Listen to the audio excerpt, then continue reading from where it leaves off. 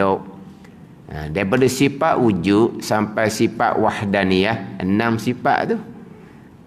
Pun lebih kurang 2 muka surat ke semua sekali. Daripada ilmu sampai kaunuhu mutakalliman. Daripada ilmu sampai kaunuhu mutakalliman. Kira 12 sifat di situ.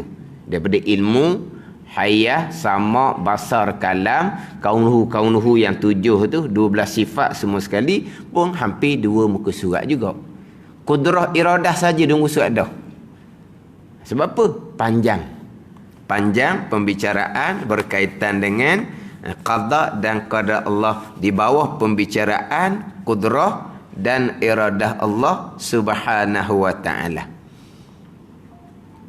Contoh dalam kitab Arba'in fi Usuluddin, kitab karangan Imam Ghazali. Di dalam tu ada 40 tajuk di dalam tu. 10 tajuk yang pertama tauhid, 10 tajuk yang kedua membicarakan bab fiqh, 10 tajuk yang ketiga membicarakan 10 sifat kecelaan tasawuf, 10 tajuk yang keempat membicarakan 10 sifat kepujian tasawuf. Dia ada 40 tajuk di dalam kitab Arba'in fi Usuluddin. 10 tajuk yang pertama bicara tauhid, 10 tajuk yang kedua bicara fiqh, 10 tajuk yang ketiga bicara 10 sifat kecelaan. Hak dalam kitab kita ni 20 sifati, itu tasawuf. 10 tajuk yang keempat 10 sifat kepujian. Tapi nak ceritanya tajuk yang pertama, 10 tajuk yang pertama ada bicara bab zat Allah, sifat takdis Allah, sifat kudrah, ilmu, iradah, sama, basar, kalam, cerita bab hari akhirah, cerita bab nubuah kenabian. Tapi 10 tajuk tu bicara bab takdis, menyucikan Allah daripada menyamai dengan makhluk. Kalau kita gak mukhalafatuhu ta'ala lil hawadith, setengah muka surat. Bicara bab ilmu 1/4 muka surat. Saya ada buat catatan ni. Bicara bab sama 1/4 muka surat. Bicara bab basar dan kalam 1/3 muka surat. Bicara bab hari akhirah 1 muka surat. Bicara bab nubuah kenabian 2 muka surat. Bicara bab iradah 7 muka surat setengah. Bicara iradah 7 muka surat setengah. Apa bicara iradah tu? Qada-qadar lah. Panjang itu pembicaraan. 7 muka surat setengah. Bicara bab hari akhirah 1 muka surat. Bicara bab kenabian, sifat-sifat Nabi 2 muka surat. 1 muka surat tu banyak. Tapi bicara iradah 7 muka surat setengah. Tapi nak ceritanya, bicara iradah itulah bicara beriman dengan Allah. Rukun iman yang pertama. Maknanya qada qadar sudah masuk di rukun yang pertama, tapi kenapa Nabi asingkan jadi rukun iman yang keenam? Apabila Jibril alaihissalam tanya Nabi SAW berkaitan dengan iman, Nabi pun jawab, antu minabillah wa malaikatihi wa kutubihi wa rusulihi. Dah terjemah dah dah. Wal yaumil akhiri wa tu'mina bil qadari khairihi wa syarrihi. Tengok. Nabi datangkan 6 rukun iman. Ada ni. Kita nak cari di dalam ayat Al-Quran didatangkan ke-6 rukun iman pada satu ayat, tidak adalah. Kita tak akan jumpalah dalam ayat Al-Quran membicarakan ke-6 rukun iman pada satu ayat. Tidak ada didatangkan. Hak ayat yang biasa kita bacanya ni amanar rasulu bima unzila ilaihi min rabbih wal mu'minun kullun amana billahi wa malaikatihi wa kutubihi wa rusulihi. Situ baru ada berapa? 4.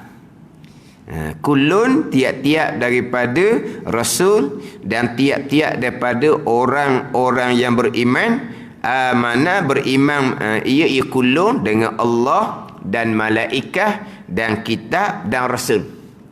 Hari akhirah di dalam ayat yang lain. Tapi nak ceritanya satu ayat didatangkan ke-6 rukun iman tidak ada. Dah ni. Hak beriman dengan hari akhirah tu di ayat yang lain pula. Dia banyaklah ayat hak pembicaraan dengan beriman dengan hari akhirah. Tapi hak kita biasa baca ayat tu lah. Kullun amana billahi wa malaikatihi wa kutubihi wa rusulih.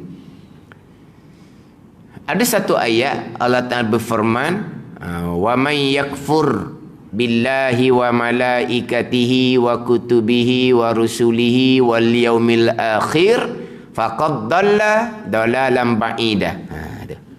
Wa man yakfur, dan sesiapa yang kufur dengan bahawa tidak beriman. Sesiapa yang kufur, wa man yakfur billahi wa malaikatihi wa kutubihi wa rusulihi wal yaumil akhiri. Ni. Faqad dalla dalalan ba'ida, maka sesat ia sebagai sesat yang jauh. Kufur dengan Allah, malaikat, kitab, rasul, kufur dengan hari kesudahan, maka sesat orang ni. Tapi mana kufur dengan qada dan qadar? Jadi kufur dengan qada dan qadar adalah kufur dengan Allah Subhanahu wa taala, tidak beriman dengan Allah Subhanahu wa taala. Jadi kita insya-Allah sampai di tajuk rukun iman ke-6 tu kita ambil tu molek lah, ambil faham molek. Ambil faham molek hak berkaitan dengan hak rukun iman yang ke-6, hak berkaitan dengan semua yang berlaku datang daripada kudrah dan iradah Allah Subhanahu wa taala. Kita cakap secara zahirnya Allah bagi kita pilihan sebab kita ada akal. Cari mana hak Allah Ta'ala reda. Allah bagi kita pilihan sebab kita ada akal. Maka kita carilah apa yang Tuhan reda. Jangan cari apa yang Tuhan murka. Kita ada akal kan, boleh menilai mana hak baik, mana hak buruk. Kita ada akal. Akal itulah hak kemuliaannya manusia. Binatang tak ada akal, manusia ada akal. Kemuliaan manusia di akal. Jadi kita ni Allah Ta'ala jadikan akal, kita pilihlah yang mana hak Tuhan reda. Kita diberi pilihan untuk memilih. Itu hanya cerita zahir je. Akal memilih perbuatan Allah. Sebagaimana kita ni makhluk, akal bukan makhluk. Yang ada di kita ni makhluk belaka. Faham tak ni? Akal makhluk, mata makhluk, telinga makhluk, lidah makhluk. Makhluk tak bekas sama sekali. Bukan itu akidah kita. Makhluk tak bekas sama sekali. Akal kita ni khalik ke makhluk? Makhluk tak bekas. Mata kita makhluk tak bekas. Telinga kita makhluk tak bekas. Lidah kita makhluk tak bekas. Memilih itulah qada dan qadar Allah. Dapat melihat itulah qada dan qadar Allah. Dapat mendengar itulah qada dan qadar Allah. Dapat mengeluarkan perkataan qada dan qadar Allah, perbuatan Allah belaka. Itu pegangan kitanya. Cuma kita cakap secara zahir kok gitulah. Kita ada akal. Tuhan beri kita pilihan pada zahir je. Pada zahir kita ada pilihan ke tidak? Pada zahir ada tak pilihan? Memang kita ada pilihan. Fikiran kita nak fikir kok mana? Fikirlah kok baik pun boleh fikir, kok buruk pun boleh fikir. Kita bebas memilih. Mata kita nak tengok benda baik pun boleh, tengok benda buruk pun boleh. Kita bebas memilih. Telinga kita nak dengar benda baik pun boleh, nak dengar benda tak baik pun boleh. Pilihan kita bebas memilih. Begitulah kita zahirnya, betul lah. Tapi apa yang berlaku itulah qada dan qadar Allah. Hanya bebas memilih pada zahir sahaja. Mukhtaran zahira majburan batinah. Ini dalam kitab tauhid. Mana apa? Kita bebas memilih pada zahir, tapi apa yang kita pilih terikat dengan qada dan qadar Allah. Itulah perbuatan Allah Subhanahu wa taala. Itu je. Mana kalau orang tanya kita, adakah kita bebas memilih ataupun kesemuanya qada dan qadar? Kita bebas memilih pada zahir, tapi hakikinya apa yang kita pilih itulah qada dan qadar Allah. Gitu je. Betul setakat je. Maknanya walaupun kita kata Allah Ta'ala bagi kita pilihan sebab kita akal, kita carilah mana yang telah redha, itu hanya pada zahir. Kalau sekalian qada dan qadar Allah, kita pegang gitulah, sekalian qada dan qadar Allah, ada pilihan ke kita? Ada adalah. Ke macam mana? Situ tu berlawang jauh tu. Sekalian qada dan qadar. Kita bebas memilih pada hakiki, sebenar-benar kita bebas memilih. Apa maksud hak kita duk cakap tu? Kalau hakiki gitu sungguh, berperang lah jawapan dia, berlawanan lah jawapan dia. Sekalian qada dan qadar. Hak Tuhan dah ke? Kita bebas memilih pada hakiki. Kita bebas memilih. Maknanya hak Tuhan punya pasal. Kita bebas memilih. Kita berperang dengan Allah Ta'ala jawapan dia. Berlawang sangat tu. Kita cuba tak masuk lagi ni hak rukun main kenang. Tapi di sini ni kadang-kadang orang pakai dua ayat ni tidak sedar dua ayat ni berlawang sangat-sangat. Yang pertama, sekalian qada dan qadar. Apa makna? Sekalian berlaku Allah yang buat. Allah buat sebagaimana Allah kehendak pada azal. Jadi yang berlaku ni Allah buat. Kita pula bebas memilih secara hakiki sebenar-benar. Jadi maknanya hak mana hak perbuatan Allah? Hak mana hak kita bebas memilih pada hakiki? Hak bagian kita ni, hak kita sungguhlah bukan hak Allah. Lepas tu macam mana kamu kata sekalian qada dan qadar? Sekalian. Tapi ni kita bebas memilih, mana kita menang lawan Allah. Pada ni. Balik mikir molek tu. Dua tu berlawan. Kalulah kita bebas memilih pada hakiki. Sebenar-benar memang kita bebas memilih. Salah sangat. Kita hanya bebas memilih pada zahir sahaja. Hakikinya itulah qada dan qadar. Mana apa? Hakiki kita tidak ada pilihan pun. Nak ada pilihan macam mana kalau semua qada qadar? Hak jenis kata kita yang menentukan segala-gala. Hak mana ni? Ini cerita hak zahir. Hak zahir ni hakikat Tuhan belaka. Ni kita. Kita sebagai ibu bapa, kitalah yang mengatur segala-galanya. Bukan kita? Kita yang mengatur segala-galanya. Tapi anak kita canggah, molek-molek ada. Faham tak ni? Memanglah kita mak ayah lah yang mengatur kan segala-gala. Tapi anak turut ke tak? Sebab apa? Sebab kita kengil lemah. Faham tak kengil? Alah. Mula-mula dia turut lah. Kita lama-lama dia besar. Dah ikut dah. Tapi kita sebagai ketua keluarga, kita yang mengatur. Mengatur tak mengatur, anak kita kata, masa depan dia. Masa depan dia. Contohlah. Mak ayah yang nak atur jodoh. Masa depan dia, apa mak ayah nak campur tangan? Mak ayah kata, mak ayah yang bertanggungjawab. Dah. Masa depan kami sendiri. Kami atur sendiri. Maka berlawan lah. Mak ayah cari orang lain. Tuan diri cari orang lain. Tengok siapa menang. Kalau mula-mula ada mak ayah. Hak tu orang panggil, kita yang mengatur sekalian. Tapi molek-molek ada, anak kita canggah kita. Sebab apa? Sebab kita lemah. Sekarang ni, sekalian qada dan qadar. Hak Tuhan belaka. Kita bebas pula mengatur sendiri. Pandai ni. Mana kita hanya bebas memilih, mengatur, menyusung, menentu, mentadbir hanya pada zahir apa yang berlaku di kita. Semuanya qada dan qadar. Setakat tu sahaja. Tak ada pening-peningnya. Faham? Pegang setakat tu. Dan memang kita rasa zahirnya macam mana? Bebas. Gerak diam kita bebas pada zahirnya. Kita bukan dipukau-pukau. Kita bukan ditarik, ditolak. Kita bebas. Gerak diam bebas. Itulah dia qada dan qadar. Setakat tu sahaja. Mana zahir kita bebas, kita yang memilih dan melakukan. Di hati kita pun kita memilih melakukan. Kita cakap pun kita yang memilih yang melakukan. Tapi di iman kita, di akidah kita, kesemua yang berlaku tu qada dan qadar, cukup lah. Kita rasa kita yang memilih mengatur. Kita ingat di hati pun kita belaka yang memilih mengatur. Kita bercakap pun kita yang memilih yang mengatur. Tapi di iman, di akidah, kesemuanya qada dan qadar. Itu cukup, kata je. Kenapa yang kita duk pegang qada dan qadar tu tidak terselah di basirah kita? Sebab kita orang awam banyak dosa duk tangga tu. Faham molek lah. Ada ni. Jangan Allah yang menentukan segala-gala, kita bebas memilih, kita ada akal Tuhan jadikan, kita memilih secara mutlak. Hak tu berlawan sangatlah.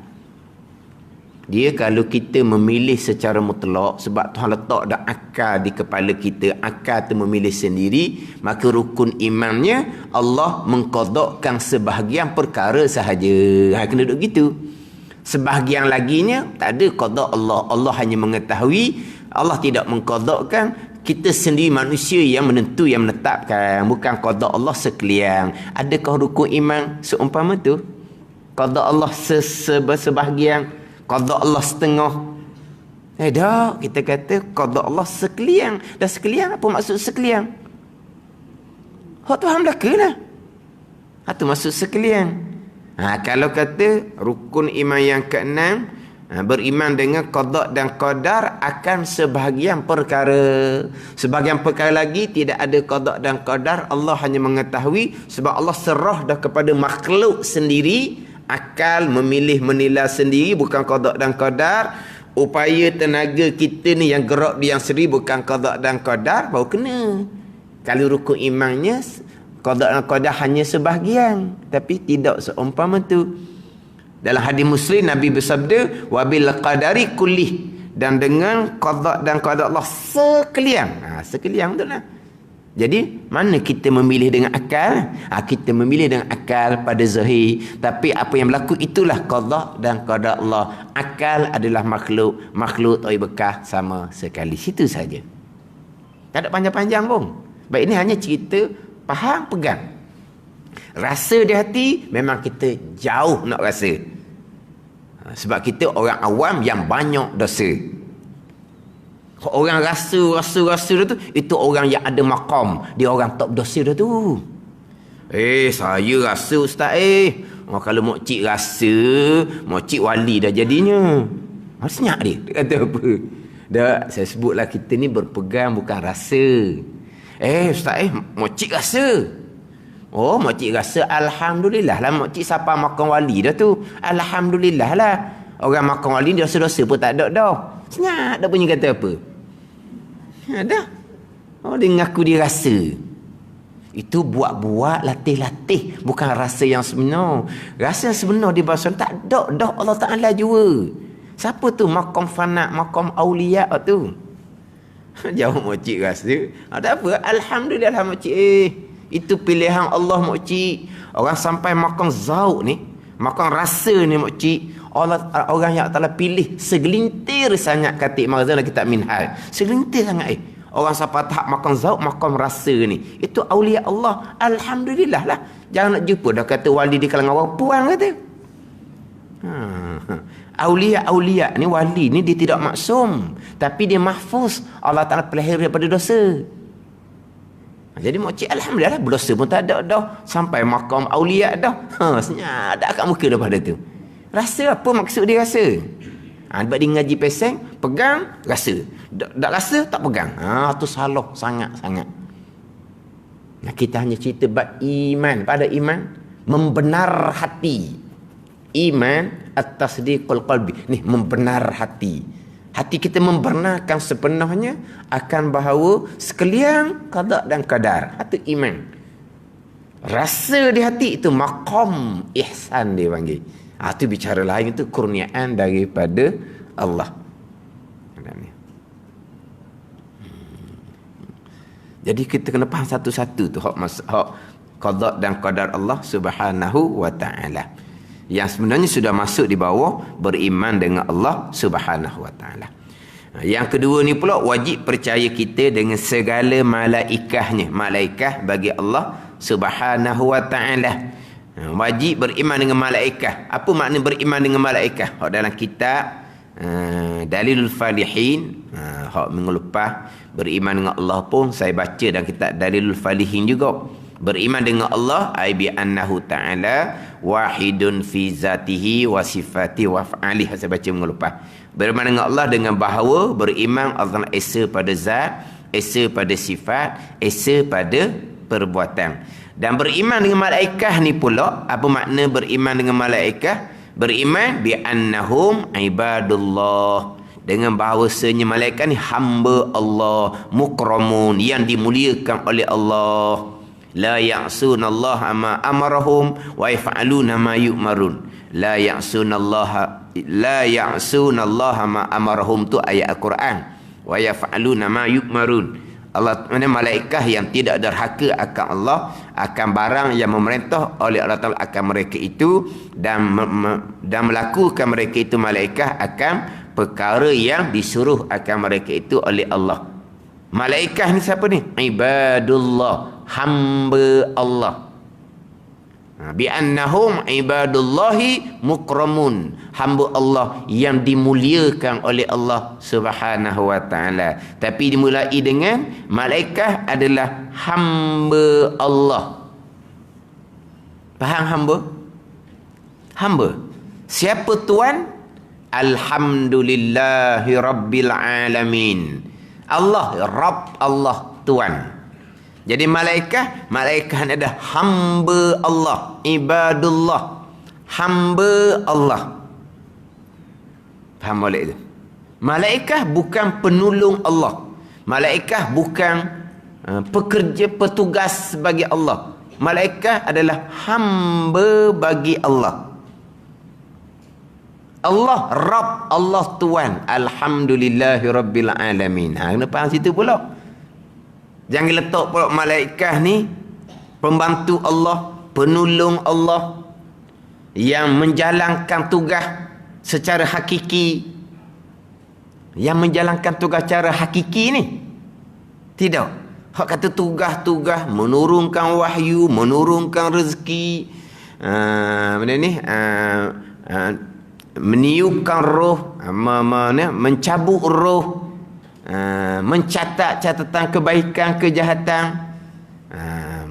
Malaikat yang soal di alam barzah, malaikat yang jaga syurga, malaikat yang jaga neraka. Banyak tugas tu. Itu hanya pada zahir. Hakikinya mereka ibadullah, hamba Allah macam manusia juga. Tidak ia bekas sama sekali. Hamba juga yang lemah. Yang berlaku semuanya perbuatan Allah. Faham tak ni? Hamba Allah.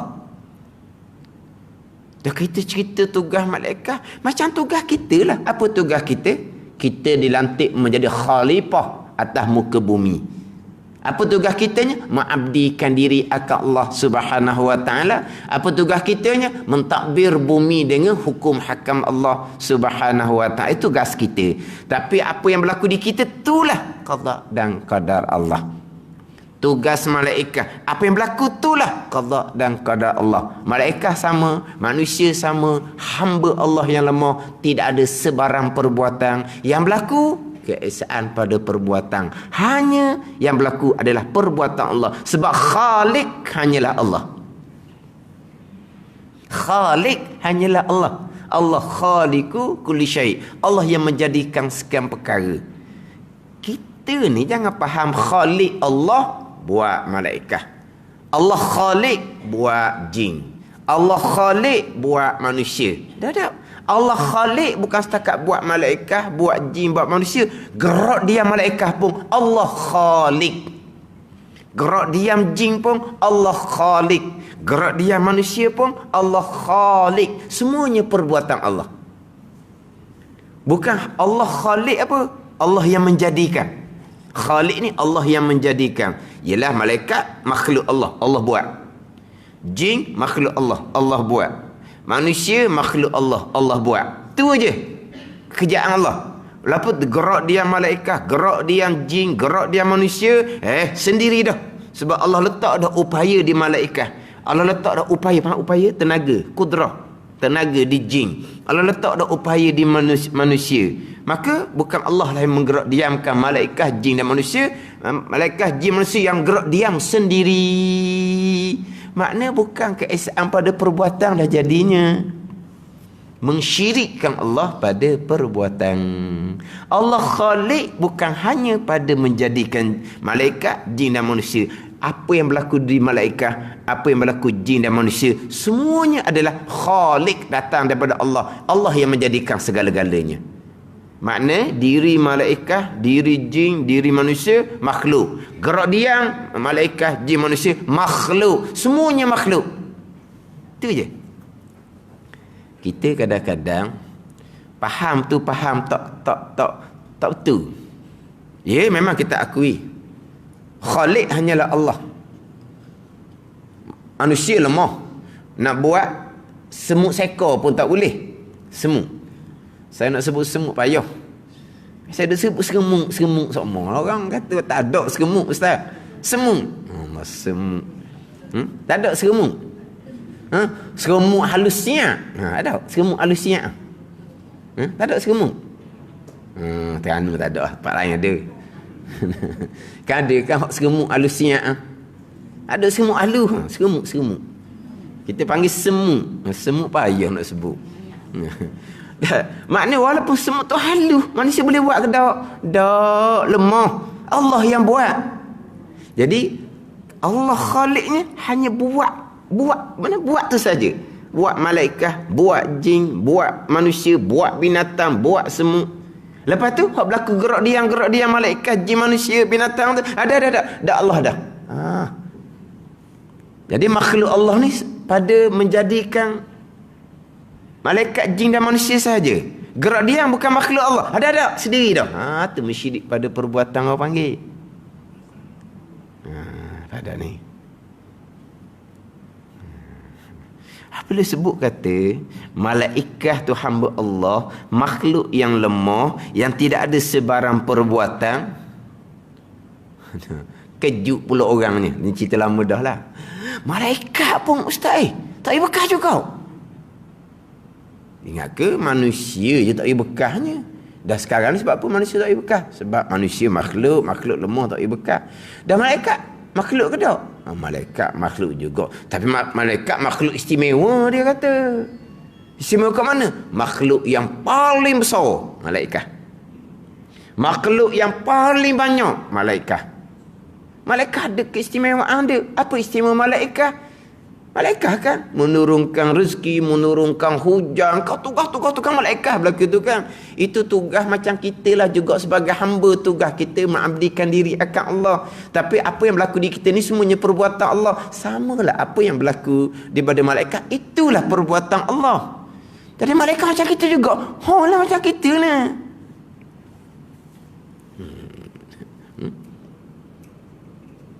Hak kisah masyhur tu lah, hak Nabi Ibrahim pada masa nak dibakar tu kan. Jibril AS tanya, mari tahu pertolongan. Nabi Ibrahim kata, amma ilaik fala, kepada engkau tak ada aku nak minta apa-apa. Sebab apa? Sebab Nabi Ibrahim hamba, malaikat hamba sama saja nak tolong kat mana. Pada ni. Jadi apabila kata malaikat ni pula, bekas, kejut pula kita dengarnya. Kata makhluk tak bekas. Betul lah ustaz, makhluk tak bekas. Tapi takkan malaikat. Dan malaikat makhluk juga. Sandar. Kita tu kan dengar ni pun nak hurah macam mana lah. Dan macam mana kita duk ngapa-ngapa tugas malaikat tu? Kita nak ngapa tugas malaikat, kita kenal Allah Rasul dulu. Kenal malaikat dulu. Awaluddin ma'rifatullah. Awal agama mengenal Allah, bukan mengenal malaikat. Kita mengenal Allah mana? Allah yang melakukan segala-gala. Tu kita mengenal Allah.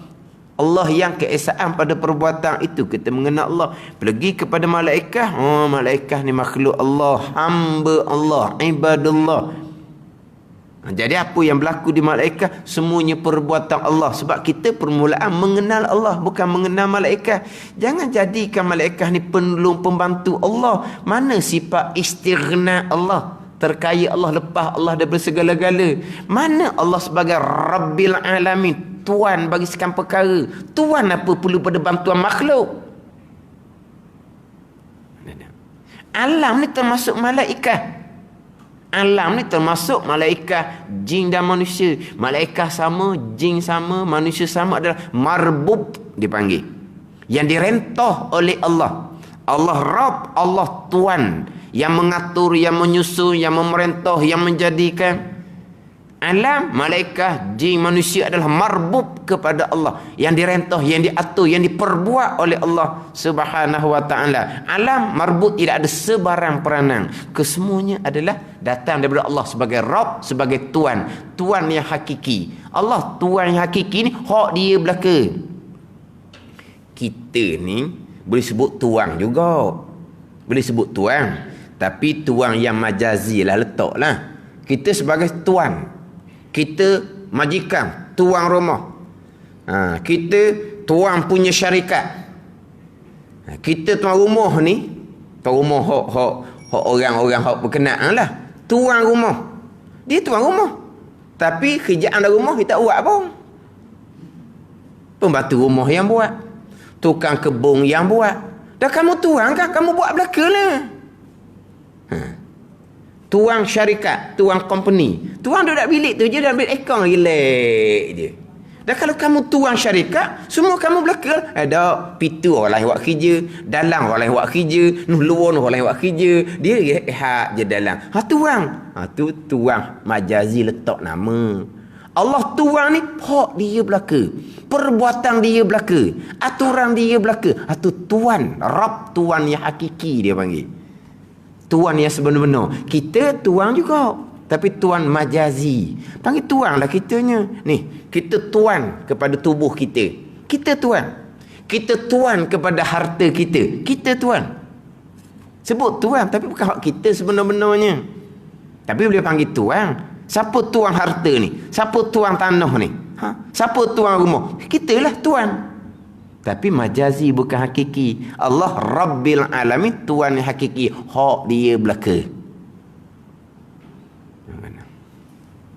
Dia, kita nak mengenal Allah, kita kena cerita juga hak makhluk Allah.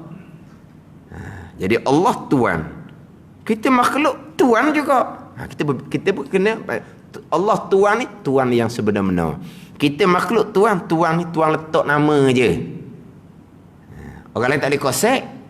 Bila harta tu ada tuan, orang lain tak boleh nak kosek. Ada tuan dia. Tapi tuan bukan tuan yang hakiki.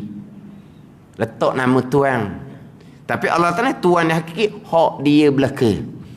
Jadi malaikat ni marbub kepada Allah Rabbil Alamin. Tu akidah suratul Fatihah tu. Memanglah malaikat ni dipanggil sebagai mudabbir. Mudabbirati amra. Mudabbirun dipanggil mudabbir, yang mengatur alam.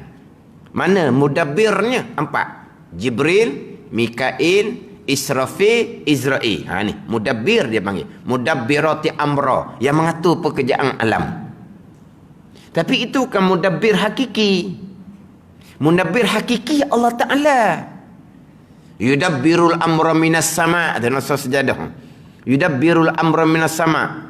Mentadbir ia Allah. Itu. Allah lah mudabbir hakiki. Yang mengatur hakiki. Malaikat Jibril, Mikail, Israfil, Izrail, dia panggil mudabbir. Malaikat yang mengatur alam. Dia ada dewan dia, Baitul Izzah di langit yang pertama. Mengatur alam. Itu hanya mudabbir majazi. Letak sahaja. Dan kita boleh panggil siapa yang jadi pegawai takbir. Takbir tau. Pegawai takbir. Tu majazi je letak nama. Jadi malaikat sebut mudabbir yang mengatur, majazi. Tapi malaikat hakikinya ibadullah, hamba Allah, Subhanahu wa ta'ala. Jadi malaikat sama, jin sama, manusia sama, makhluk tidak ada perbuatan sama sekali. Yang berlaku kesemuanya adalah perbuatan Allah Subhanahu wa ta'ala. Iman kita, percaya hati kita sepenuhnya, akidah kita seumpama tu. Semua yang berlaku perbuatan Allah Subhanahu wa ta'ala. Malaikat adalah hamba Allah. Malaikat bukan penolong, petugas bagi Allah Subhanahu wa ta'ala. Nak cerita bab malaikat, mengenal Allah, mengenal Rasul terlebih dahulu. Ketiganya, wajib percaya kita dengan segala kitab. Wallahu a'lam.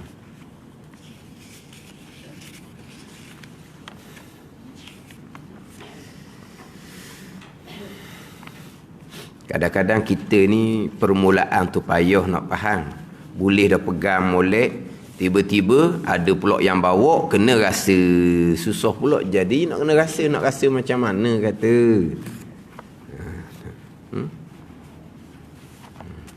Tak boleh rasa selain dari Allah ni. Masuk dalam TV. Jangan rasa. Duha lah pembuka rezeki. Duha sebenarnya sunat duha tu. Jangan rasa sebenarnya duha lah pembuka rezeki. Sebab apa? Sebab duha bukan Tuhan. Jangan rasa apabila tengok je Kaabah rasa tenang hati. Orang pergi tawaf dapat tengok Kaabah tenang hati. Jangan rasa tenang hati tu Kaabah, sebab Kaabah bukan Tuhan. Allah yang buat. Dia suruh gitu no. Ni kita bulan Ramadan ni, bulan Ramadan. Jangan rasa Ramadan lah yang begian-begian. Ramadan makhluk, Ramadan bukan Tuhan. Kenapa Ramadannya Allah lah? Ni kita duk rasa Ramadan habis, tak ada dah. Tak ada dah kelebihan.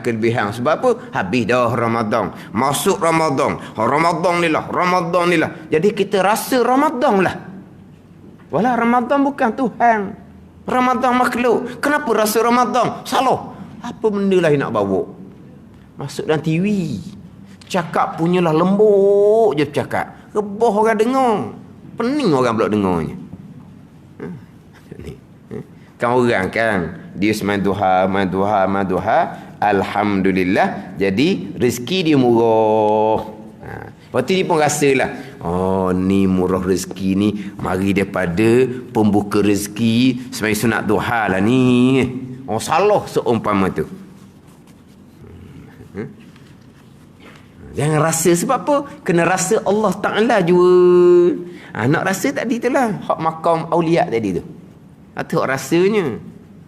Macam mana kita? Kita ni, rasa bertenaga ni.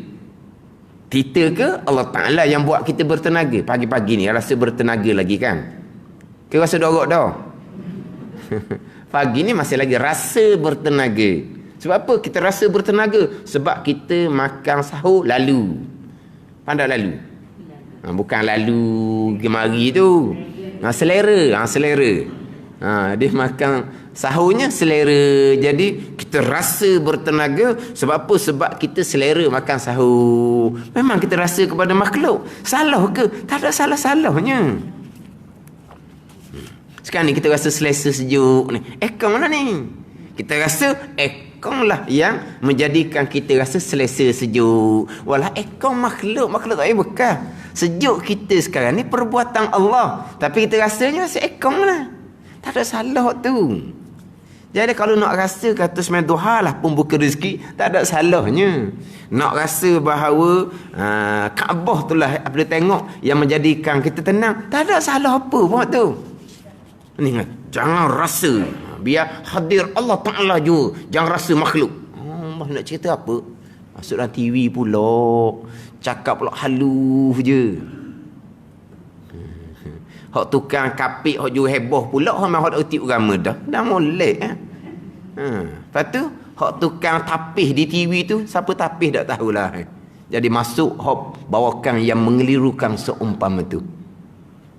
Jangan rasa makhluk maknanya. Kena rasa hanyalah Allah. Sebab kita berpegang hanya Allah.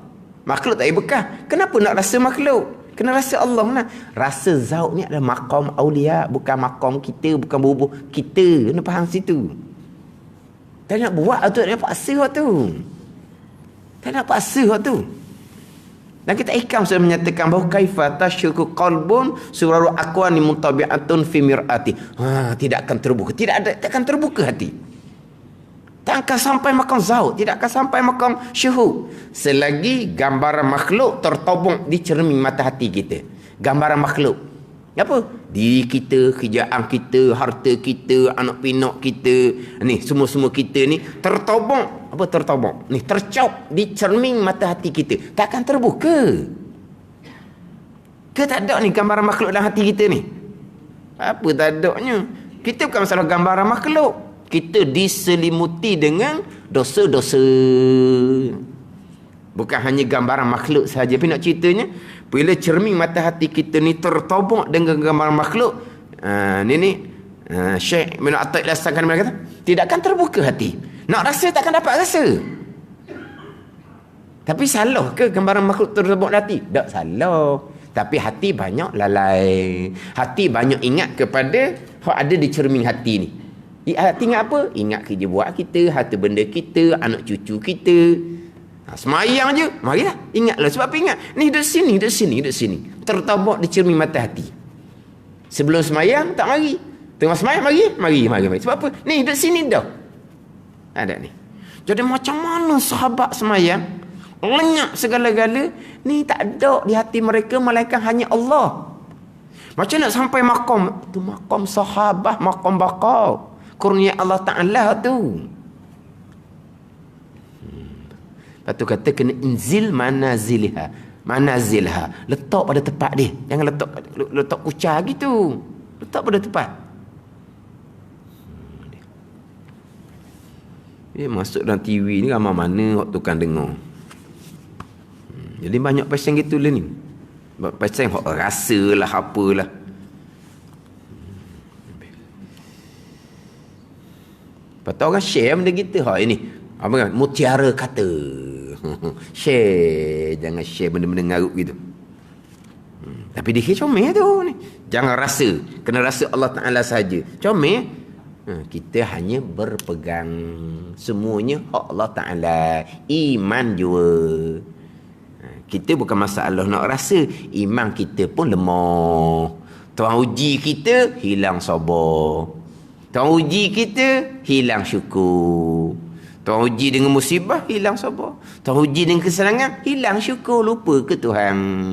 Sebab apa? Sebab kita iman lemah.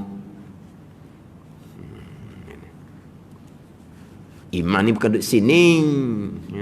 Ni, sini. Kuat iman. Tuan uji gelepoh lalu kita hilang sabar. Hilang reda, hilang syukur. Atau panggil apa? Kita iman lemah. Kita bukan nak bicara bab maqam, kita nak bicara bab iman kita ni. Sebab apa? Iman kita lemah, mayabang tak tinggal, puasa tak tinggal, amal sunat kita rajin. Sebab apa? Iman kita lemah juga. Kena muhasabah, kena kira lah. Amal ibadah kita macam mana, dengan ilmu ataupun tidak, sempurna zahir batin ataupun tidak. Sebab itulah kita, maqam kita ni harap kepada rahmat Allah. Harap kepada syafaat Nabi sallallahu alaihi wasallam. Ini kitab Hidayatus Sibyan, muka surat 16. Muka surat 16. Baris yang keempat daripada bawah. Syarat yang terakhir dah. Syarat yang ke-21.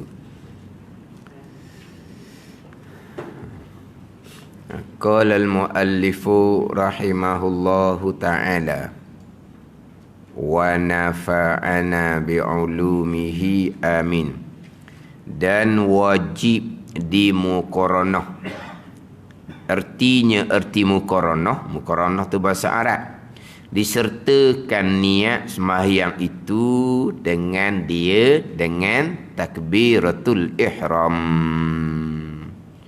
Jadi niat sembahyang wajib dimuqaranahkan dengan takbiratul ihram.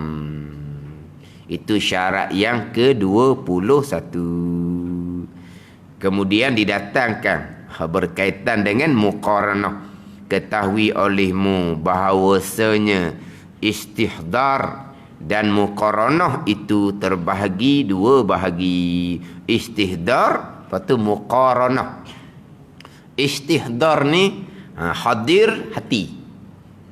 Sebab kita nak sertakan niat sembahyang di dalam takbiratul ihram, kita kena istihdar terlebih dahulu. Apa istihdarnya? Kita kena hadirkan di hati kita akan apa yang kita nak kena niat. Apa yang kita nak niat dahulu? Kalau semayang tu semayang sunat, kosok sahaja. Kalau semayang tu semayang sunat berwaktu bersebab, kosok dah ta'yin. Dahulu. Kalau semayang tu semayang fardu, kosok, ta'aruk, ta'yin. Kalau semayang tu syarat sahnya berjemaah macam semayang Jumaat, kosok, ta'aruk, ta'yin, niat imam ataupun niat makmum. Tu hak kandungan dalam niat. Kemudian niat nak letak di mana? Letaknya di dalam muqaranah dalam takbiratul ihram. Nak muqaranah, nak sertakan niat di dalam takbiratul ihram, kena hadir dahulu di hati apa yang kita nak niat. Ataupun istihdar. Lepas tu barulah pergi pada muqaranah. Sertakan niat di dalam Allahu Akbar. Tapi apa yang kandungan niat yang wajib atas kita? Tu kena ngaji waktu dulu. Kan dahulu kan bab niat dahulu kan ada 4 martabat kan dahulu. Martabat pertama, kosok sahaja aku nak semayang. Martabat kedua, kosok dan ta'yin, aku semayang tarawih. Aku semayang witir. Tarawih tu ta'yin dipanggil. Witir tu ta'yin, ta'yun. Apa makna ta'yin ni? Kita menentukan semayang apa. Sebab apa? Sebab dia ada nama tu. Tarawih, witir, isra', duha, sunat sebelum zuhur, sunat selepas zuhur. Ada ta'yin mereka tu. Kena datangkan ta'yin. Tu bahagian yang kedua dahulu. Bahagian ketiga, dalam niat kena ada 3. Kosok, ta'aruk, ta'yin. Kosok sahaja aku semayang. Ta'aruk kita datangkan niat fardu. Ta'yin kita nyatakan semayang tu zuhur contohnya. Saja aku semayang fardu zuhur. Tu kosok, ta'aruk, ta'yun. Tu semayang fardu. Adapun semayang tarawih, semayang witir, kita ta'arukkan, kita datangkan niat sunat, hukumnya sunat. Saja aku semayang sunat tarawih. Saja aku semayang sunat witir. Sebut sunat tu sunat. Tapi niatlah kata sunat tu, jangan salah faham ni. Tapi hak wajibnya apa? Bahagian kedua, saja aku semayang tarawih. Saja aku semayang witir. Kosok dan ta'yin. Hak kita cerita hak wajib ni. Tapi kita niat campur habis tengok sunat. Saja aku semayang sunat tarawih 2 rakaat makmum kerana Allah. Dia kena lengkap lah gitu. Tapi hak dalam panjang niat tu, hak mana hak wajibnya? Kosok dan ta'yin. Apa kosok? Saja aku semayang. Apa ta'yin? Tarawih, witir. Sebut sunat, sunat. Bilangan rakaat 2 rakaat ke? Sunat. Kerana Allah kita niat dalam kita sebut dalam niat tu sunat. Kita cerita hukum ni bukan suruh tinggal sunat. Bukan suruh tinggal sunat. Macam juga bahagian yang ketiga. Kosok, ta'aruk, ta'yin. Saja aku semayang fardu zuhur. Hak tu hak wajib. Tapi jangan niat qada tu. Niat panjanglah saja aku semayang fardu zuhur 4 rakaat tunai makmum menghadap kiblat kerana Allah. Apa ni? Saja aku semayang fardu zuhur tunai, bukan qada ni. Makmum menghadap kiblat kerana Allah. Hal lain-lain tu sunat. Lepas tu tinggal sunat tu. Apa nak tinggal pulaknya? Tapi sekarang ni payuh dah nak niat panjang-panjang. Kalau payuh gok, nak macam mana lagi dah? Buanglah sunat tu. Bukan kita sengaja nak buang. Bukan sengaja kita nak tinggal. Tapi jadi payuh dah tu nak mari niat panjang-panjang tu. Lepas tu, pastikan hak wajib tu lengkap. Qasar, ta'aruk, ta'ayun. Saja aku semayang, fardu zuhur. Itu mesti kena ada.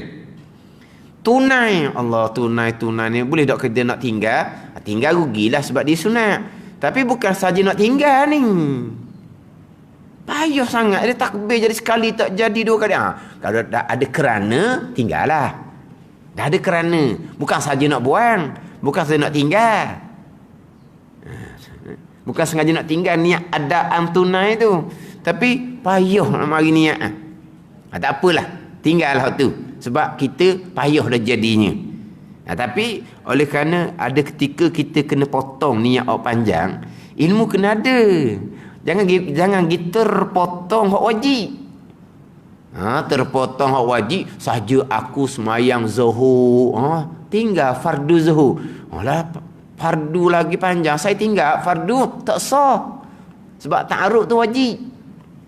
Jadi nak potong-potong ni kena tahulah hak mana yang kita boleh potong. Bukan sengaja nak potong. Tapi dah kita nak pendek ni. Kita nak pendek, kita nak payah dapat niat ni, kita nak potong. Jangan pergi potong hak wajib. Potong hak sunat. Hak sunat pun bukan nak sengaja potong, tapi kerana nak payah nak dapat niat. Itu kita kena tahu mana wajib, mana sunat. Saja aku semayang fardu zuhur 4 rakaat tunai makmum menghadap kiblat kerana Allah.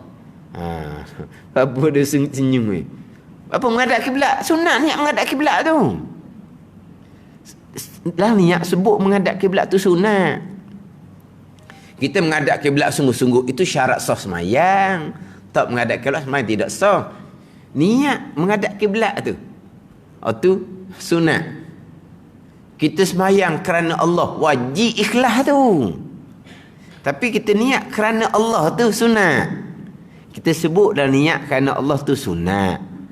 Tapi kita semayang ikhlas kerana Allah tu, itu wajib tu. Syarat untuk dapat pahala. Kita cerita ni syarat untuk sah semayang. Kita semayang kerana Allah ikhlas tu wajib, tak ikhlas riak neraka. Tapi dalam niat sebut kerana Allah tu sunat. Ikhlas kerana Allah tu wajib. Dalam niat sebut menghadap kiblat tu sunat. Kita semayang menghadap kiblat dengan dada ni, itu syarat sah semayang. Tak menghadap kiblat tak sah semayang kita. Jadi panjang sikitlah hak capung hak sunat tu. Jadi kalau kita kena potong juga kemudian, kena pastikan qasar, ta'aruk, ta'ayun, 3 tu. Ketiga tu kena jaga. Itu bahagian ketiga. Sebagaimana saya sebut sebelum ni lah, kadang-kadang ta'aruk ta'ayun pun tukar bimbo. Qasar saja ku semayang, ta'aruk sebut zuhur, ta'ayun nyatakan bilangan 4 rakaat. Allah kata jauhnya dia faham. Jadi saja ku semayang zuhur 4 rakaat, itu qasar, ta'aruk, ta'ayun. Jadi 4 rakaat tu ta'ayun. Apa ta'ayun? Kena nyatakan bilangan 4 rakaat. Tak, ta'ayun ni kena nyatakan semayang apa? Zuhur, asar, maghrib, isyak, subuh. Itu ta'ayun. Ta'aruknya apa? Datangkan niat fardu. Itu bahagian ketiga kita dahulu bicara bab niat. Bahagian keempat, contohnya semayang Jumaat. Semayang Jumaat tak sama dengan semayang zuhur. Semayang zuhur berjemaah fadilah. Semayang Jumaat berjemaah syarat sah semayang. Ada ni?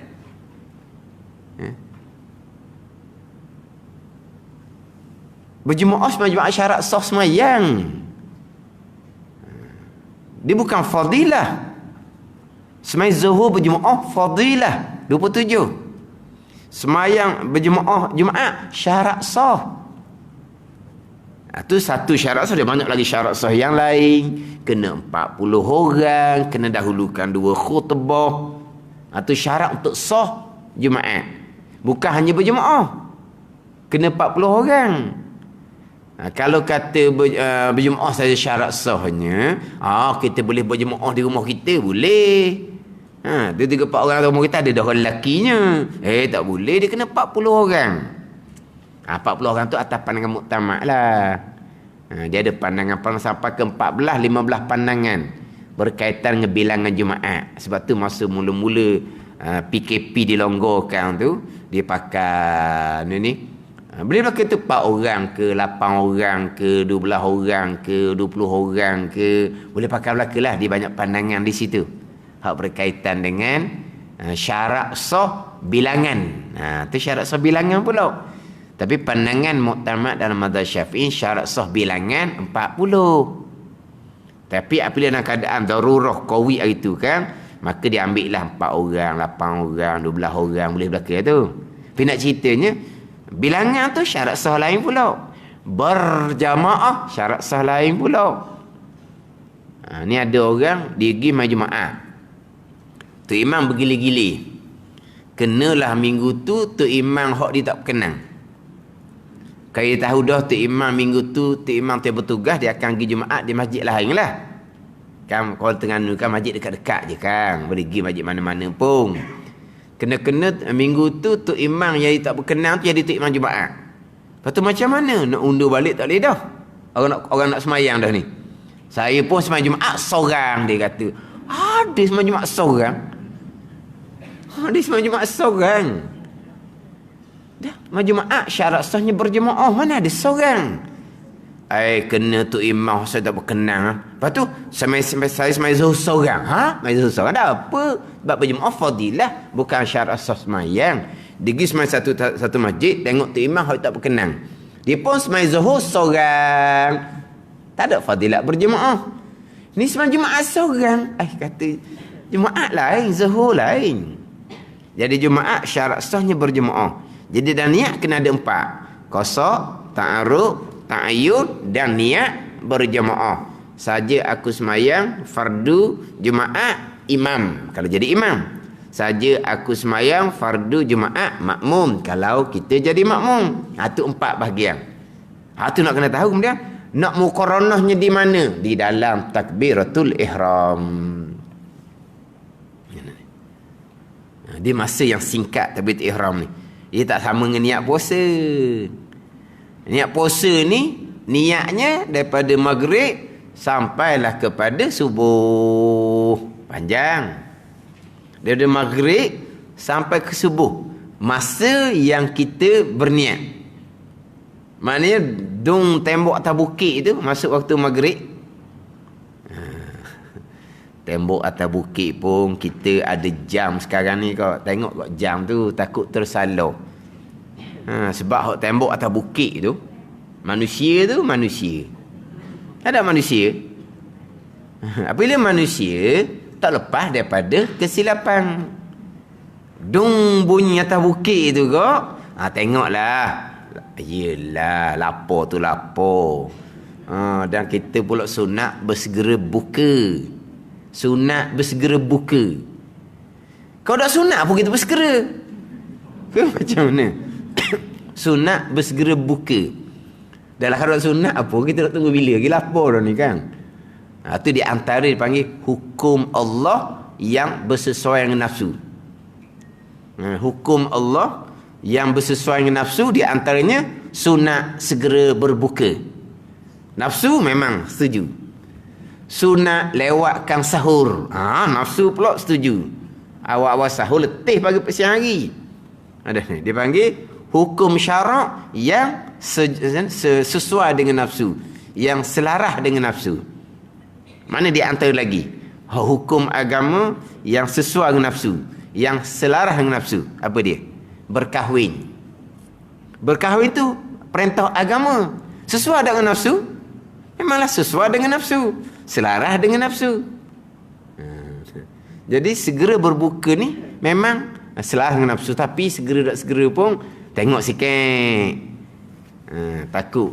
Kan berlaku tu kan masuk dalam boleh. Di masjid mana? Di Selangor. Di Selangor tau. 3 minit. 3 minit. Dia bang tu 3 minit sebelum masuk waktu maghrib. Lepas tu dia pun umumlah kepada masyarakat. Kami minta maaf yang mana kami satu hari itu maknanya bang maghrib, azan maghrib awal 3 minit. Kena qada lah, suruh orang bang tu lah qada. Ramai orang kampung berbuka puasa. Bilang berapa orang berbuka puasa, hak pakai bang dia suruh Tok Bilal tu qada. Gitu. Dah lah kena qada masing-masing lah. Masing-masing kena qada lah. Kita tersalah kan. Dia tersalah masa makan tu sengaja, puasa tetap batal. Tanda ni. Hak tersalah, hak tak batal ni, kita lupa kita tengah puasa kita makan. Maka makan tu dipanggil terlupa. Tanda ni, tersalah tu, terlupa makan. Sekarang ni makan sengaja ke tak? Sengaja. Cuma waktu tu salah. Maka puasanya batal, kena qada semula. Hak tu hak jumhur ulama. Tu jumhur ulama. Walaupun kita berbuka tu ada kerana dah. Sebab nak berbuka ni kena ada sekurang-kurangnya zong lah, jangkaan di hati bahawa maghrib waktu sudah masuk. Maka zong di hatinya berpandukan kepada azan. Ada tak? Zong bergantung kepada azan. Jadi sekarang ni tiba-tiba zong dia bergantung pada azan tu salah. Jadi walaupun zong tu asalnya dipakai, tapi bila nyata salah, zong tadi sudah tidak dikira. La ibrata bizannil bayyin khata'u. Tidak dikira daripada zong yang nyata bahawa salah. Zong di hati, maghrib sudah masuk kerana sudah bunyi azan. Tiba-tiba zong kita ternyata salah, maka zong kita sudah tidak dikira. Maka puasa batal, wajib kena qada kembali. Itu jumhur 4 mazhab. Hak pandangan-pandangan tu saya cerita hak pandangan hak jumhur. Maksudnya puasa tu wajib diqadakan kembalilah. Lepas tu kata kalau bunyi tembok atau bukit tu, mana tengoklah apa ni, jam di telefon kita ke, jam di dinding kita ke, mana tengok ya. Sebab takut dia tadi lah. Takut jadi macam dia tembok atau bukit kita di Terengganu ni, kira-kira tembok tu dia cepat seminit ke, dia salah tengok tarikh ke, mana ke tahu. Sebab hak tembok tu pun dia lapar tu. Dah dia puasa kan, dia lapar juga. Takut dia salah tengok tarikh. Dia pakai contohlah kita kata 7:15 tau. Dia pakai 7:15. Tapi sekarang ni dia ala keturun, paling sikit nak salah. Kalau ala ke naik misalnya, dia pakai 7:15. Kena-kena hari tu 7:16 dah lewat seminit. Contoh, takut jadi tersalah seumpama tu. Terkadang tersalah tengok jarum jam. Kena tu jugalah. Kena. Ke mana kita punya dung tembok atas bukit tu. Atas bukit tu kan? Kat mana bukit tu? Saya kena sekali masa tu bukan Ramadan lagi. Dia teh tembok atas bukit. Ni masa tu pukul 5 lebih. Belum Ramadan lagi. Bawa kereta dong bunyi. Berhenti kereta takut tayar pecah. Nak bisa kena kiri nak berhenti. Takut tayar pecah dah bunyi pelik Tengok ke belakang pun ada juga berhenti ke kiri. Lepas tu jalan slow-slow, kalau tayar pecah kan dia akan kereta tu goyang dah. Tayar pecah. Betul jalan slow tu. Comel je jalan kereta. Kan kalau nepuh tu kan, tayar pecah lah biasanya. Saya berhenti tepi, orang belakang tu dia berhenti sungguh. Saya berhenti slow jalan. Ada apa-apa orang ni? Pergi siapa kat tepi light, ada orang keluar kereta tengok ke tayar dia. Apa? Tembok atas bukit.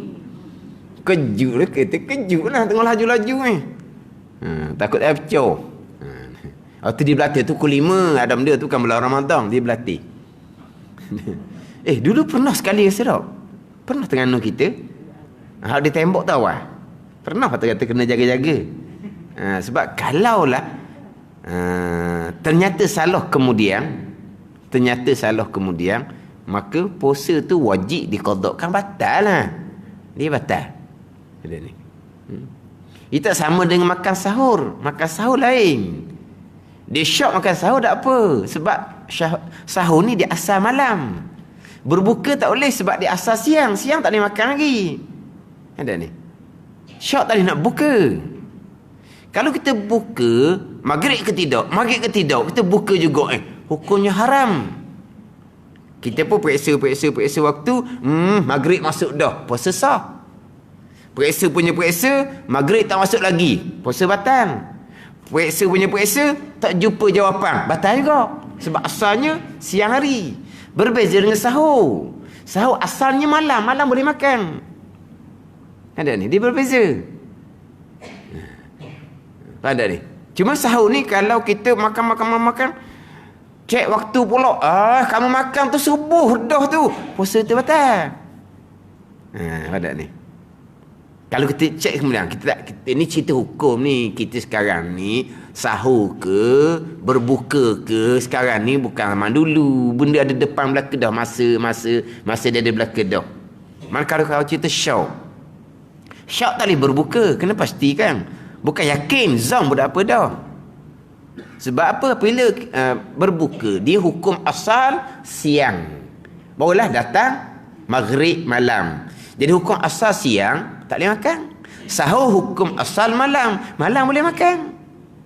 Dia lain. Syok pada berbuka dengan syok pada bersahur, dia lain hukum.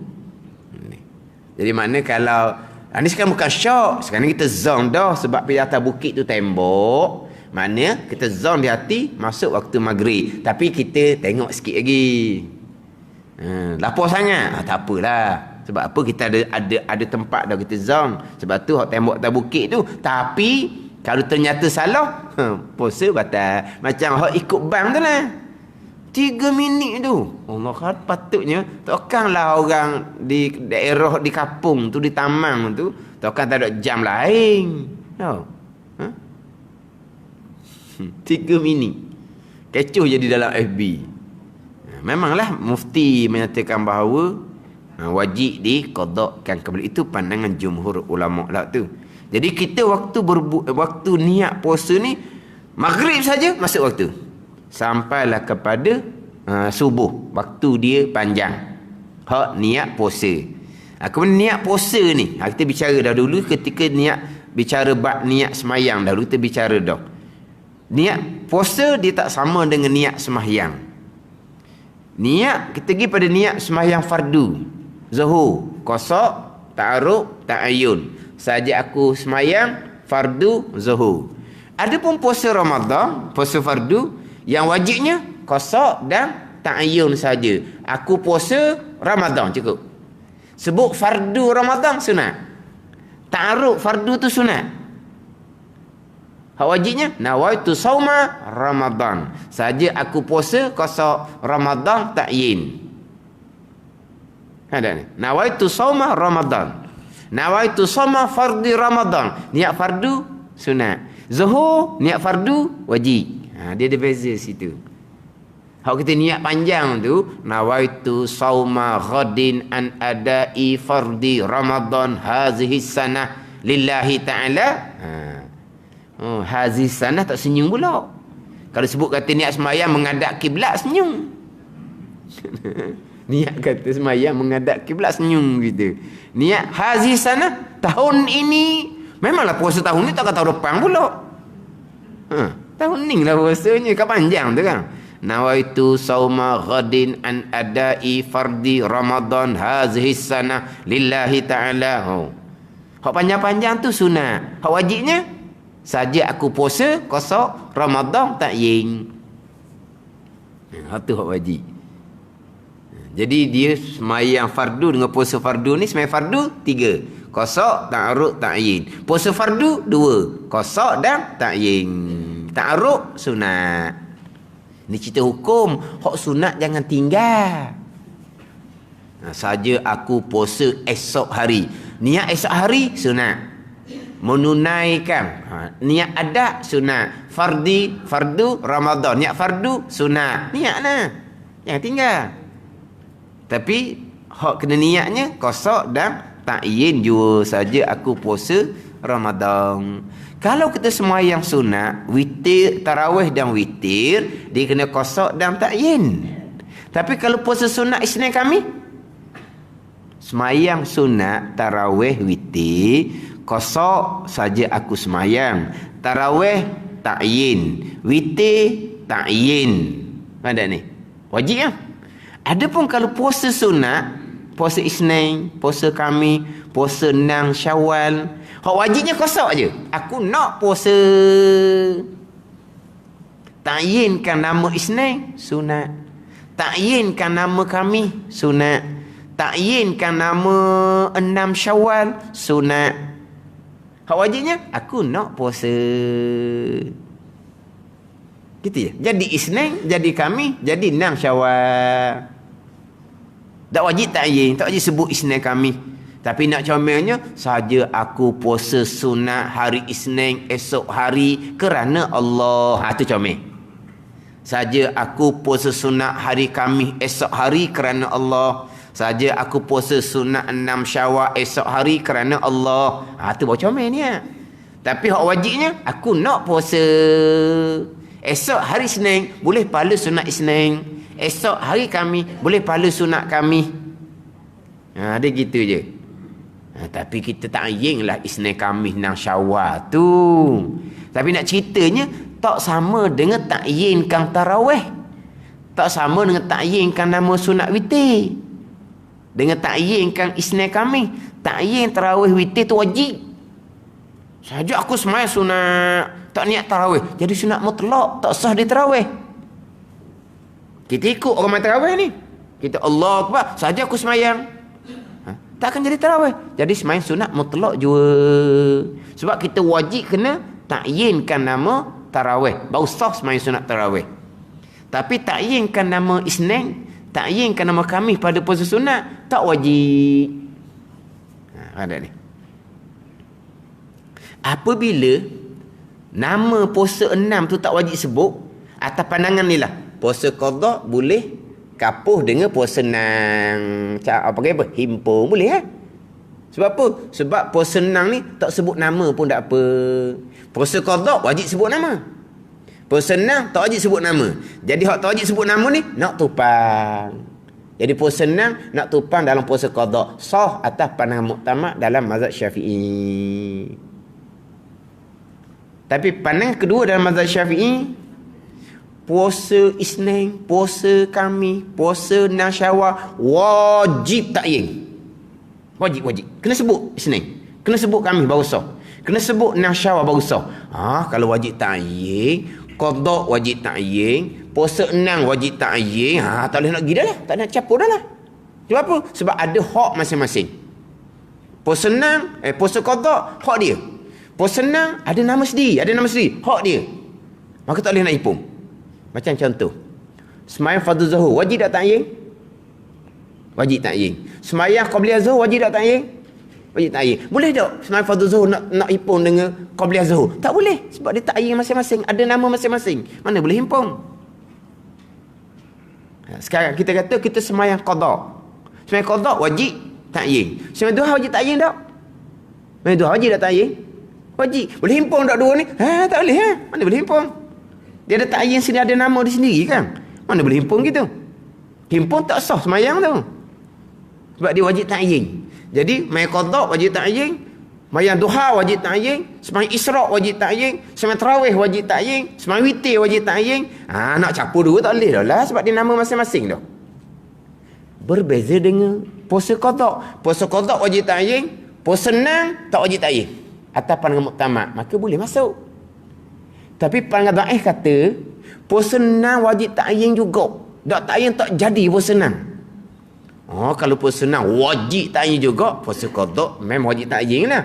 Tak boleh nak masuk dua ni. Kalau masuk je dua ni, saja aku puasa qada Ramadan dan puasa 6 esok hari, kedua-dua batal. Itu pandangan dhaif. Itu pandangan dhaif.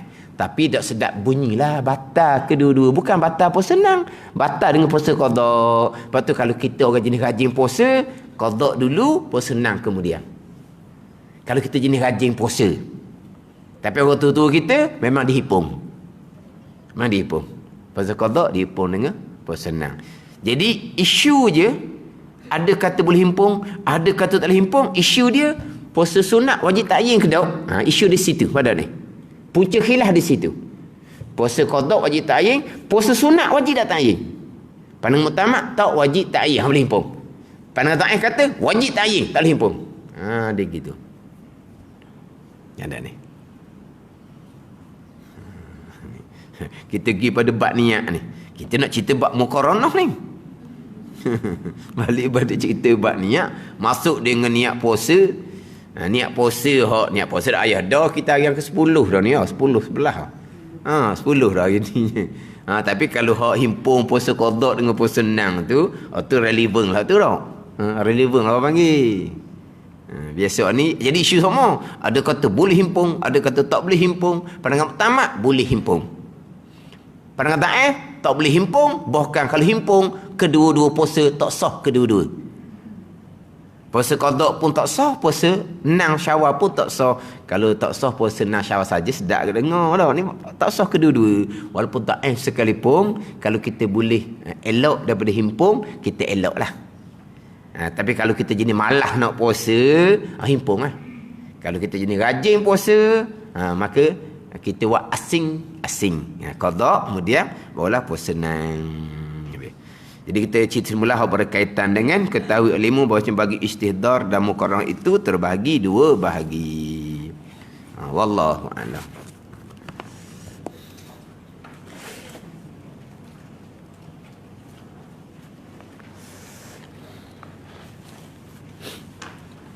Tu hak dalam FB saya tu, hak ngajar ni. Masuk hak ni hak derma untuk pembinaan masjid di Pondok Baba Wang Ismail. Baba Wang Ismail ni anak murid kepada Baba Ismail Sepanjang. Dia orang tukar sebab sama-sama Ismail. Baba tak ada Wang, Baba Ismail Sepanjang. Ni Wang Ismail. Wang ni. Kemudian Baba Wang Ismail anak murid Baba Ismail Sepanjang Tok Guru, dua pupu. Dua pupu. Kesalah pula rahsia dah, dua pupu. Anak beranak lah, dua pupu. Jadi ada saya masuk dalam tu dalam FB tu. Nombor akaun pun semua ada di dalam tu.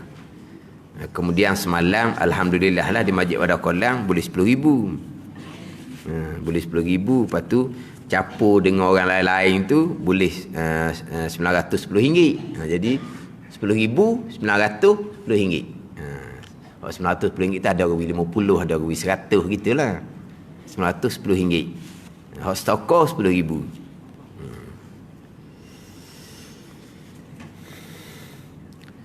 Ini kitab 20 sifat hati yang keji dan terpuji. Muka surat 30. Muka surat 30, baris yang keempat daripada atas.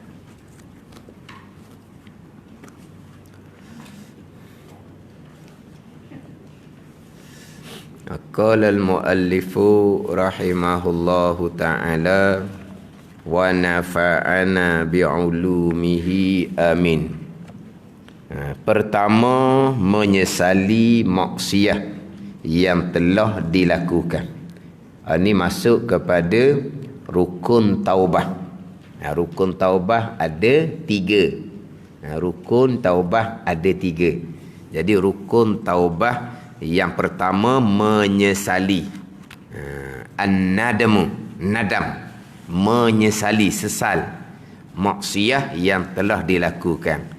Hak Nabi SAW bersabda, at-taubatun nadamah. Nabi kata taubah ialah menyesal. Taubah ialah menyesal. Jadi Nabi kata menyesal tu taubah. Dia sama macam hadis Nabi SAW, al-hajju Arafah. Haji ialah wukuf di Arafah. Adakah wukuf di Arafah je rukun haji? Tak. Tapi wukuf di Arafah lah rukun haji hak paling utama. Lepas tu Nabi kata al-hajju Arafah. Haji ialah wukuf di Arafah. Padahal bukan hanya wukuf di Arafah rukun haji, tapi rukun yang besar. At-taubatun nadamah. Bermula taubah ialah nadam, menyesal. Jadi menyesal menjadi rukun taubah yang utama daripada 3 rukun taubah. Kemudian dia bab taubah ni dia balik kepada ilmu lah, nak kenal dosa dan pahala. Sebab dosa yang paling besar dosa akidah, disebut dah terdahulu dalam kitab Minhaj. Dosa didatangkan dengan 3 level, 3 taraf, 3 peringkat dosa. Dosa yang paling besar dosa kufur. Nombor 2 dosa bid'ah pada usuluddin. Hak berpegang perkara jahat, bukan qada Allah. Tu hak level nombor 2. Level nombor 3 dosa furu'uddin. Mana? Dosa tinggal semayang, dosa tinggal puasa, dosa berjudi, minum arak, berzina. Itu level yang ketiga. Ada ni. Jadi dosa pegangan yang salah ni di level atas lagi. Dosa yang lebih besar daripada dosa tinggal semayang, tinggal puasa. Dosa yang lebih besar daripada berjudi, minum arak, berzina lagi. Lebih besar daripada dosa makan riba, makan rasuah laginya. Hak dosa bid'ah dipanggil. Dosa usuluddin. Mana berbid'ah pada i'tiqadiyah. Ni. Ada pun duk baloh bab selawat antara tarawih bid'ah ke tak bid'ah. Tu benda kecil je tu. Kalau ni kecoh kan. Orang tarawih kan dia selawat kan. Dia selawat. Antara tarawih tu selawat kan. Ada ke Nabi ajar selawat antara tarawih? Tak ada. Bukan berjemaah tarawih sendiri pun bid'ah dah. Nabi buat berjemaah tarawih 3 malam je. Tahun yang pertama difardukan puasa Ramadan 3 malam je. Siapa kesudah Nabi tak buat jemaah dah tarawihnya. Naik sana bakar menjadi khalifah 2 tahun. Sana bakar tak buat berjemaah tarawih. Naik Sayyidina Umar jadi khalifah tahun yang ke-13 Hijrah. Sayyidina Umar tidak buat berjemaah tarawih. Tahun yang kedua Sayyidina Umar menjadi khalifah tahun yang ke-14 Hijrah, barulah Sayyidina Umar himpun buat berjemaah tarawih. Maknanya betul Nabi berjemaah tarawih, tapi hanya 3 malam. 3 malam sahaja. Pada 1 tahun sahaja. Tahun yang pertama. Mengiringi 8 tahun lagi kemudian tu tidak ada. Tidak ada Nabi buat berjemaah tarawih. Ada ni. Dengan alasan takut difardukan tarawih. Sebab wahyu masih lagi diturunkan. Lepas tu naik pula Sayyidina Abu Bakar menjadi khalifah 2 tahun. Sayyidina Abu Bakar tak buat tarawih berjemaah. Bukan tak buat tarawih, berjemaah tu Sayyidina Abu Bakar tak buat. Sayyidina Umar menjadi khalifah mula-mula pun Sayyidina Umar tidak buat berjemaah tarawih. Walaupun masa Sayyidina Abu Bakar menjadi khalifah, wahyu sudah tidak diturunkan. Kenapa Sayyidina Abu Bakar tidak buat berjemaah tarawih? Nabi tak buat kan? Nabi buat 3 malam sahaja. 3 malam sahaja. Pada tahun yang pertama yang difardukan puasa ini tahun yang kedua Hijrah. Nabi puasa 9 tahun 9 kali. Nabi puasa 9 tahun 9 kali. Yang pertama itulah Nabi buat berjemaah tarawih hanya 3 malam, bukan sebulan, hanya 3 malam. Lepas tu 8 tahun lagi Nabi puasa Ramadan, tak ada Nabi buat berjemaah tarawih. Jadi berjemaah tarawih itu pun bid'ah lah, sebab Nabi buat. Memang Nabi pernah buat, tapi Nabi hentikan. Tapi ada alasan kerana wahyu masih lagi diturunkan. Tapi lepas Nabi wafat, Sayyidina Abu Bakar tidak buat berjemaah tarawih 2 tahun. Sayyidina Umar menjadi khalifah tahun yang pertama tu pun Sayyidina Umar tidak buat jemaah tarawih. Tapi nak cerita bid'ah lah. Tulis Al-Quran bid'ah. Nabi bukan kata doktor, Nabi larang pula tulis Al-Quran. Jadi tulis Al-Quran tu bid'ah. Tapi itu bid'ah yang wajib. Itu benda kecil je. Faham tak ni? Dia antara selawat antara tarawih tu buat tarawih ni nak supaya rehat-rehat, jangan nak kejar-kejar. Jadi selesai beri salam, nak jadi apa, nak jadi biar jadi rehat, selawatlah tengah tu. Nak selawat ke, nak baca Quran ke, nak tahlil ke, buatlah tengah tu. Faham tak ni? Orang yang ada di Baitillah, dia boleh tawaf tengah tu. Semayang, lepas tu dia tawaf. Lepas tu sambung semayang, lepas tu tawaf. Bolehlah mereka. Maka kita ni macam mana nak jadi biar tidak ni? Assalamualaikum warahmatullahi, Assalamualaikum warahmatullahi. Lepas tu bangun, Allahu Akbar. Allah, cepatnya tu imam. Jadi nak jadi renggang, nak jadi rehat ni lah. Maka berselawatlah tengah tu. Tak mau selawat boleh. Lepas tu apa? Buka telefon, gesek telefon. Okey, ana mamung antara salam tarawih dengan takbir tarawih yang kedua, kita rehat 1 minit. Lepas tu nak apa dia Tok Imam? Selawat, bid'ah. Lepas tu nak apa? Kita main telefon sekejap no. Masing-masing ada telefon dah poket. Gesek telefon. Takut ada WhatsApp masuk kan. Ada mesej-mesej mustahak kan. Berehat. Seminit untuk tengok telefon. Guna kamu. Dah. Maka nak jadi putus tengah tu, maka orang pun berselawat. Kita ni hak berselawat semua tengah tu. Adakah kita beranggapan selawat tu Nabi buat? Tak, tahu belakanya. Tapi kalau kita nak berselawat boleh ke tak? Tak masalahnya. Nak selawat ke, nak tahlil ke, nak baca Quran ke, nak berzikir ke, nak tidur dulu ke, lepas tu sambung pula sampai ke pagi esok. Apa bendanya? Boleh je. Semayang tarawih boleh 4 rakaat. Okey, semua hari Jumaat kita pakat tidur belaka. Lepas tu bangun kita semayang tarawih pula, jadi semayang tahajud pula, tarawih dan tahajud. Bila nak siap 20 ni, sahur pagi esok. Dah boleh je lah. Ada ni. Jadi maknanya bubuh selawat nak jadi apa ni? Nak jadi senggang. Nak jadi rehat. Tapi orang kita dah reti kau. Orang tengah selawat, Tok Imam berdiri dah cacang.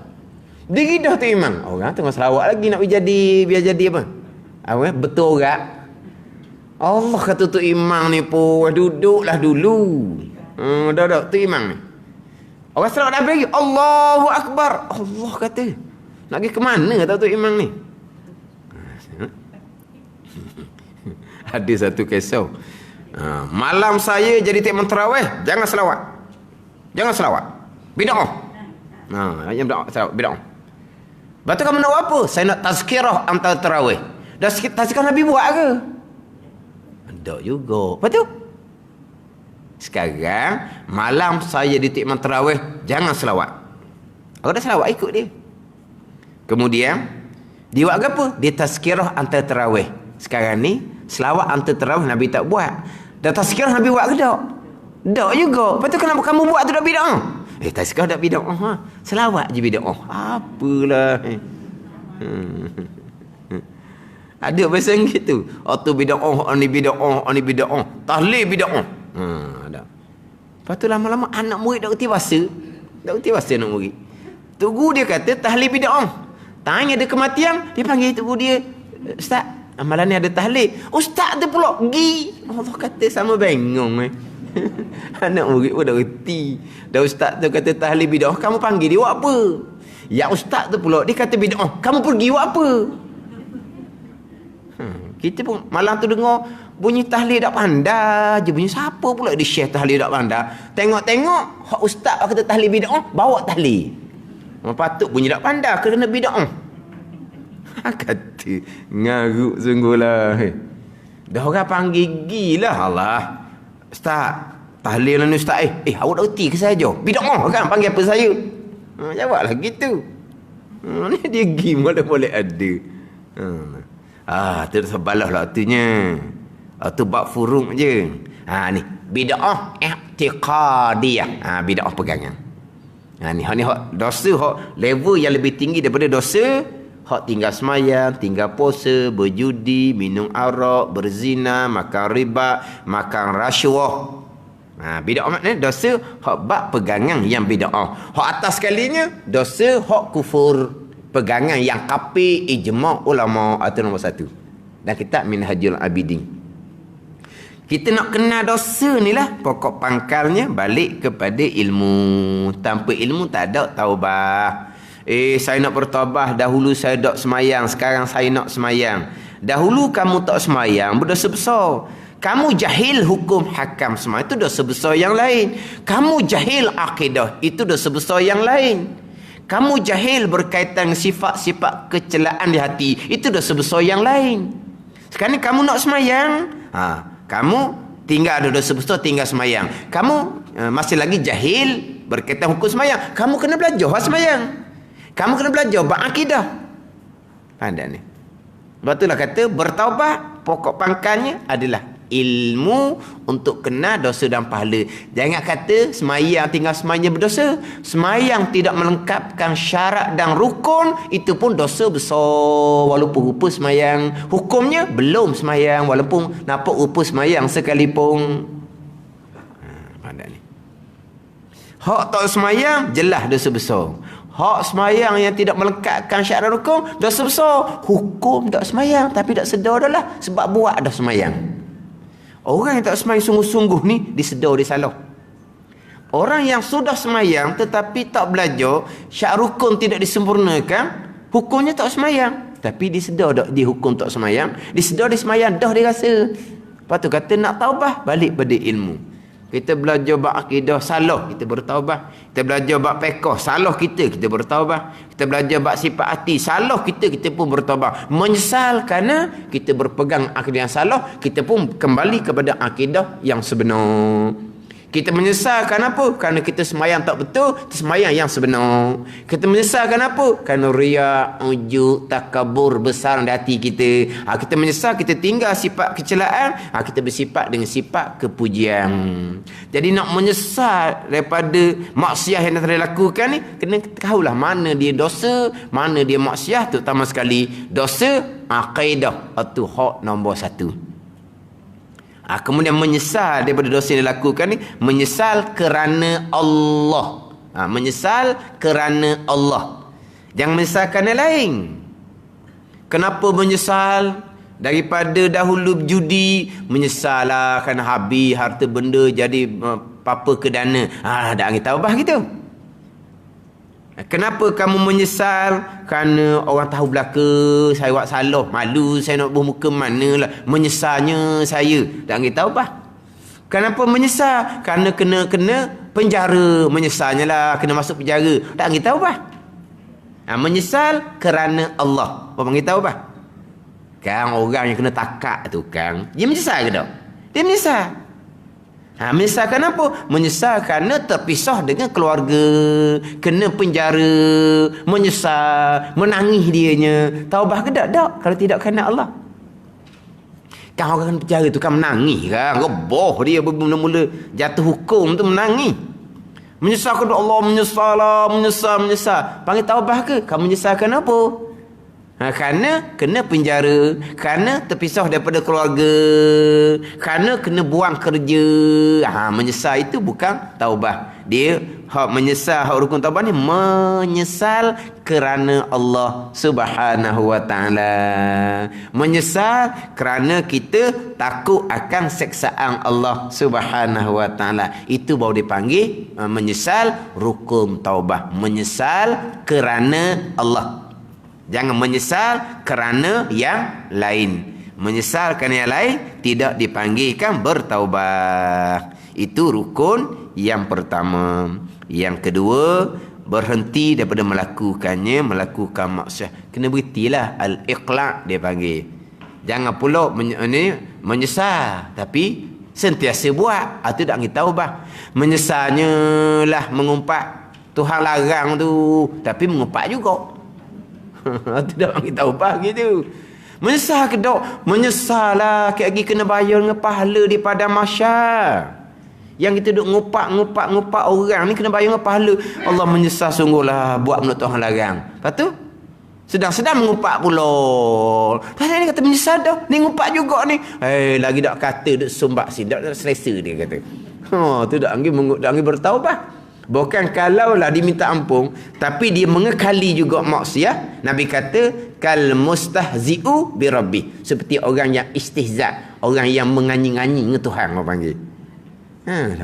Ya Allah, ampun ya Allah, menyesalnya lah dulu mengumpat. Tapi masih lagi mengumpat. Orang yang nganyi orang panggil. Contoh ginilah, contoh ni. Kita pukul orang. Kita pukul, Allah minta maaf lah saya pukul awak. Lepas tu pukul pula, minta maaf lah saya pukul awak. Panggil apa tu? Main gitu.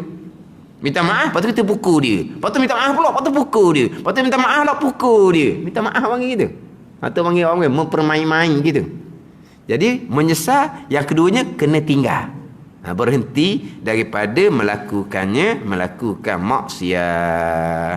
Wallahu a'lam. Bismillahirrahmanirrahim. Alhamdulillahirabbil alamin wassalatu wassalamu ala sayyidil mursalin wa ala alihi wa sahbihi ajma'in. Allahumma iftah alaina futuhal arifin.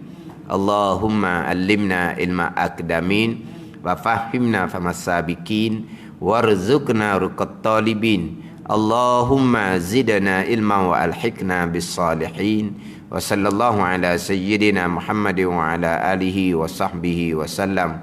Walhamdulillahirabbil alamin. Kemudian hak derma hak saya kutip selama ni hak Masjid Syekh Daud tu masih lagi berjalan macam biasa.